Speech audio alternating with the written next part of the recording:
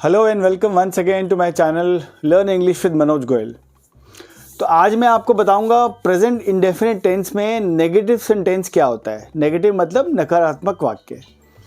जैसा कि आप जानते हैं कि मैंने अपनी पहली क्लास में आपको प्रेजेंट इंडेफिनिट का सिंपल सेंटेंस क्या होता है वो बताया था, उसके नियम बताए थे, उसके रूल्स बताए थे और जैसे उसकी आइडेंटिफिकेशन कैसे करते हैं, प्रेजेंट टेंस की कैसे पहचानते हैं कि प्रेजेंट इंडेफिनिट टेंस क्या होता है, कैसे उसको पहचानते हैं, सिंपल सेंटेंस का फॉर्मूला क्या होता है, उसके रूल्स क्या होते हैं, ये सब मैंने आपको पहले क्लास में बताया था। और उसके बाद मैंने एक प्रैक्टिस क्लास की वीडियो भी अपलोड की थी अपनी, जिसमें मैंने 10 सेंटेंसेस की प्रैक्टिस आपको करवाई थी। मैं उम्मीद करता हूँ कि आप सबने उसकी घर पे ढेर सारी प्रैक्टिस की होगी और आपको प्रेजेंट इंडेफिनिट टेंस अब काफ़ी क्लियर हो गया होगा in terms of simple sentence. ठीक है, तो आज की हमारी क्लास जो है वो है प्रेजेंट इंडेफिनिट की ही, बट उसमें नेगेटिव सेंटेंस की। नेगेटिव मतलब नकारात्मक, मतलब जिस सेंटेंस में नहीं आता है। जैसे जब आप किसी काम को नहीं करना चाहते हैं तो वो कैसे वाक्य बनता है। ठीक है, तो चलिए शुरू करते हैं अपनी आज की class, present indefinite tense negative sentence. Okay, जैसा कि आप देख रहे हैं, मैं दोबारा रिपीट करता हूं, प्रेजेंट इंडेफिनिट नेगेटिव सेंटेंस। तो आइडेंटिफाई तो सेम तरीका है, जैसे हमने प्रेजेंट इंडेफिनिट सिंपल सेंटेंस को आइडेंटिफाई किया था, ऐसे ही इसको आइडेंटिफाई करते हैं।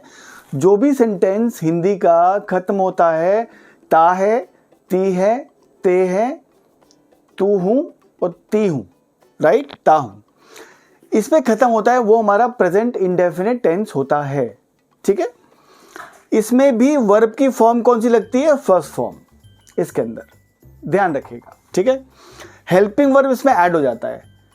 प्रेजेंट इंडेफिनिट के सिंपल सेंटेंस में हेल्पिंग वर्ब नहीं था, बट इसमें हेल्पिंग वर्ब आ जाता है। इसमें हेल्पिंग वर्ब कौन से यूज करते हैं? डज और डू, दो हेल्पिंग वर्ब यूज करते हैं, डज और डू, राइट। सिंगुलर नाउन क्या होते हैं हमारे? ही, शी, इट या कोई नाम, सेम जैसे सिंपल सेंटेंस में था। प्लूरल नाउन क्या होते हैं? आई, यू, वी, दे, जैसे सिंपल सेंटेंस में था। अब इसका इंपॉर्टेंटली फॉर्मूला क्या होता है? इसका फॉर्मूला होता है, सबसे पहले आता है सब्जेक्ट। सब्जेक्ट मतलब जो कार्य करता है। उसके बाद आता है हेल्पिंग वर्ब। हेल्पिंग वर्ब क्या होता है? हेल्पिंग वर्ब होता है जो वर्ब को हेल्प करता है सेंटेंस को फ्रेम करने में। वर्ब मतलब एक्शन होता है, तो एक्शन को हेल्प करना मतलब किसी वर्ड से, वो होता है हेल्पिंग वर्ब, जो उसको सपोर्ट करता है सेंटेंस, ताकि अच्छा ढंग से करेक्ट सेंटेंस फ्रेम हो। तो सब्जेक्ट प्लस हेल्पिंग वर्ब। उसके बाद आता है नॉट। चूंकि ये नकारात्मक वाक्य है इसलिए इसमें आता है नॉट, NOT, नॉट। तो ध्यान से देखिए, सब्जेक्ट, हेल्पिंग वर्ब, नॉट, उसके बाद वर्ब, और जो बाकी बचा वो ऑब्जेक्ट। ठीक है, आप इसे नोट डाउन कर सकते हैं, या बेस्ट तरीका यह है, मेरी वीडियो पॉज करिए, पॉज करके आपको आराम से देखिए, देख के इसको नोट कर लीजिए, याद कर लीजिए, क्योंकि ये फॉर्मूला बहुत इंपॉर्टेंट है। सारे नेगेटिव सेंटेंसेस प्रेजेंट इंडेफिनिट के इसी फॉर्मूले के हिसाब से फिट होंगे। अगर आप इस फॉर्मूले में अपने वर्ड्स को फिट करेंगे तो ही आपका करेक्ट सेंटेंस बन पाएगा। ठीक है, ये मतलब इलाज है, इसका नुस्खा है, ये आपको रटना ही पड़ेगा, उसका और कोई इलाज नहीं है। ठीक है, आप देख लीजिए ध्यान से, हेल्पिंग वर्ब डज और डू इसमें आता है। अब जो डज हेल्पिंग वर्ब है, जो डज है, ये हमेशा डज हेल्पिंग वर्ब लगता है सिंगुलर नाउन के साथ। ठीक है, यानी कि ही, शी, इट या कोई नाम, इसके साथ लगता है हेल्पिंग वर्ब डज। और जो डू होता है, डू ये लगता है प्लूरल के साथ, मतलब आई, यू, वी एंड दे। याद रखना है आपको, ये इसका कोई और सब्स्टिट्यूट नहीं है, ये दी फॉर्मूला है, दी रूल है। डज हमेशा लगेगा सिंगुलर नाउन के साथ में और डू लगेगा हमेशा प्लूरल नाउन के साथ में। ओके, और फॉर्मूला यही है, subject, helping verb, not, verb और ऑब्जेक्ट। ठीक है, अब मैं आपको एक सेंटेंस करके दिखाता हूं, फॉर्मूले में फिट करके दिखाता हूं, आपको अच्छी तरह समझ आएगा। ओके, अब हमारा फॉर्मूला ये है, सब्जेक्ट हेल्पिंग वर्ब नॉट, ये नॉट हमारा यहाँ पे आ गया, ठीक है, नॉट, क्योंकि नेगेटिव सेंटेंस है, वर्ब एंड ऑब्जेक्ट, ये सीक्वेंस है हमारे फॉर्मूले की प्रेजेंट इंडेफिनिट नेगेटिव सेंटेंस की। अब मैंने एक सेंटेंस लिखा है यहाँ पे, मैं खाना नहीं खाता हूँ। अब सबसे पहली बात तो अब हम आइडेंटिफाई इसको करेंगे, पहचानेंगे, तो ये है ता हूँ, राइट, मैंने आपको बताया था ये हो गया ता और ये हो गया हूँ, तो ये हमारा प्रेजेंट इंडेफिनिट टेंस है। पहली बात तो श्योर हो गई कि हाँ भाई ये सेंटेंस हमारा प्रेजेंट इंडेफिनिट सेंटेंस है। नेगेटिव, नेगेटिव क्यों है? क्योंकि इसमें क्या आ गया, इसमें आ गया नहीं, इसलिए हमारा नेगेटिव सेंटेंस हो गया। ओके, ठीक है, मैं खाना नहीं खाता हूं। अब हम इसको फॉर्मूले के हिसाब से पुट करेंगे, ठीक है। आप देखिए, मैं मतलब सब्जेक्ट क्या है, आई, ओके, आई हो गया। खाना, खाना मतलब खाना नहीं खाता हूं, खाना, तो खाना मतलब फूड हो गया, ये हो गया हमारा फूड। नहीं तो एज इट इज नॉट आ जाएगा, ये हमारा हो गया नॉट। खाना, खाता, खाता मतलब ईट, ये हो गया ईट, हूं तो है ही, ठीक है। आई फूड नॉट ईट, क्या आपको ये करेक्ट सेंटेंस लग रहा है? आई फूड नॉट ईट, नहीं, हो भी सकता है, नहीं भी हो सकता। अगर आपको नहीं पता कि करेक्ट फॉर्मूला क्या होता है तो आपके लिए सेंटेंस सही है, किसी के लिए भी सही है। लेकिन सोचो, अगर आप इसी को फॉर्मूले के हिसाब से पुट करोगे तो सेंटेंस ये करेक्ट बनेगा, ठीक है। जैसे आई, मैं खाना नहीं खाता हूं, तो सब्जेक्ट क्या है हमारा, आई, आपने आई लगा दिया यहां पे, तो हमारा सेंटेंस हो गया आई, करेक्ट, ठीक है। हेल्पिंग वर्ब, हेल्पिंग वर्ब क्या है इसमें? मैंने आपको बताया था सिंगुलर नाउन के साथ में हेल्पिंग वर्ब आएगा डज और प्लूरल नाउन के साथ हेल्पिंग वर्ब आएगा डू। तो आई क्या है? प्लूरल नाउन है, आई, यू, वी, दे, राइट। तो आई के साथ क्या आ जाएगा हेल्पिंग वर्ब? फॉर्मूले के हिसाब से डू,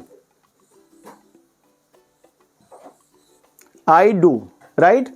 उसके बाद क्या आएगा? नॉट, एज इट इज आ जाएगा not, I do not.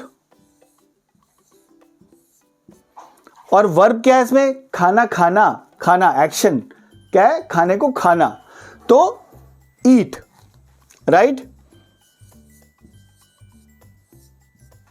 I do not eat, बचा क्या? ऑब्जेक्ट, ऑब्जेक्ट क्या रहा? खाना, फूड। तो I do not eat food, ये हमारा क्या हो गया? ये हमारा हो गया करेक्ट सेंटेंस।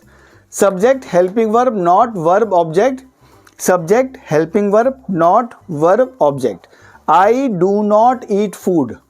अब ये देखो, आई फूड नॉट ईट, और ये देखो आई डू नॉट ईट फूड, ये हमारा करेक्ट सेंटेंस है, आई do not eat food. Okay, याद रखिएगा आप, आपको देखिए रूल्स तो लर्न करने पड़ेंगे। जैसे कि मैंने बताया हेल्पिंग वर्ब क्या होता है, इसके अंदर हेल्पिंग वर्ब यूज होता है सिंगुलर नाउन के साथ डज, प्लूरल के साथ do, not as it is आता है। बाकी अब आपको पता ही है, चूंकि इसमें अब इंपॉर्टेंट कैच क्या है? इंपॉर्टेंट कैच ये है, मैं आपको एक सेंटेंस में बताता हूँ सिंगुलर नाउन के सेंटेंस में, कि हमने बात की थी कि जो इंडेफिनिट का सिंपल सेंटेंस है उसमें वर्ब के साथ में हमेशा एस और ईएस आता है, ठीक है, वर्ब के साथ एस और ईएस आता है। इसमें चूंकि हेल्पिंग वर्ब में डज है ऑलरेडी, DOES डज, तो सिंगुलर में आता है डज, तो इसमें एस और ईएस नहीं आएगा, ठीक है, ये याद रखिएगा। ओके, अब देखिए मैंने यहाँ पे सेंटेंस लिखा है सिंगुलर नाउन का, राइट, वह खाना नहीं खाती है, ठीक है। अब इसमें इंपॉर्टेंट क्या है, जैसे वह खाना खाती है, ती है मतलब इंडेफिनिट है, यानी कि फीमेल है, ठीक है, तो हम क्या लिखेंगे यहाँ पे? शी। शी के साथ हेल्पिंग वर्ब क्या आता है? मैंने आपको बताया था अभी, डज, नॉट, खाने को क्या कहते हैं? ईट। और बाकी बच्चा क्या? फूड। अब देखिए सब्जेक्ट क्या हो गया? शी हो गया। हेल्पिंग वर्ब क्या हो गया? डज हो गया, बिकॉज शी क्या है? सिंगुलर नाउन है, राइट। नॉट ये आ गया एज इट इज, वर्ब ईट आ गया और ऑब्जेक्ट फूड आ गया। अब रूल में ये भी था कि वर्ब की पहली फॉर्म आती है, तो वर्ब की पहली फॉर्म हमने यहाँ पे लगाई है ईट। ये हमारी वर्ब की पहली फॉर्म है, ठीक है। वर्ब की सेकंड फॉर्म और थर्ड फॉर्म क्या है? ये हमारी ईट है, ईट, एट, ईटन। ये हमारी होगी फर्स्ट फॉर्म, ये हमारी होगी सेकंड फॉर्म, ये हमारी होगी थर्ड फॉर्म। तो वर्ब की पहली फॉर्म आएगी ईट, तो इसलिए हमने यहां पे ईट लगाया है, राइट। She does not. अब आप देखिए इंपॉर्टेंटली क्या है इसमें। अब मैंने आपको क्या बताया था सिंपल सेंटेंस में कि वर्ब के साथ एस और एस लगता है सिंगुलर नाउन के साथ में, राइट, और प्लूरल के साथ नहीं लगता। ये हमने पहली क्लास में बताया था। इसमें चूंकि ऑलरेडी ईएस लगा हुआ है, ये देखिए आप डज में, डू तो डीओ डू हो गया, और ईएस क्या हो गया? रूल हो गया, ठीक है। तो ऑलरेडी डज है ये, तो इसलिए वर्ब के साथ एस और एस हम इसमें नहीं लगाते हैं। ये भी वन ऑफ द रूल है, ये भी आप नोट कर लीजिएगा कि हम इसमें सिंगुलर प्रोनाउन के साथ एस और एस नहीं लगाते हैं। बिकॉज क्यों नहीं लगाते हैं? बिकॉज हेल्पिंग वर्ब में ऑलरेडी ईएस है इसमें, ये ध्यान रखिएगा, ठीक है। तो करेक्ट सेंटेंस क्या हो गया? She does not eat food. Similarly आप ऐसे बहुत से सेंटेंस लिख सकते हैं अपने आप, जैसे मैं पतंग नहीं उड़ाता हूं, ठीक है।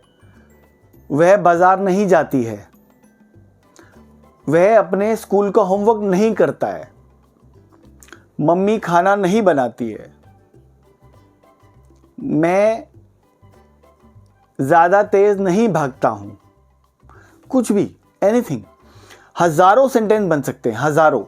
आप अपने घर पे इसको प्रैक्टिस करिए, जो आपके दिमाग में आता है। आप एक वर्ड उठा लीजिए, वर्ब कोई भी, खेलना, कूदना, नाचना, पढ़ना, गाना, ठीक है। सपोज आपने लिया खेलना, प्ले, तो आप कह सकते हो हर एक वर्ब नाउन ले लो आप, सिंगुलर और प्लूरल। पहला ही है, ही, वह, हमने क्या लिया? खेलना, राइट। वह नहीं खेलता है, वह नहीं खेलती है, ठीक है।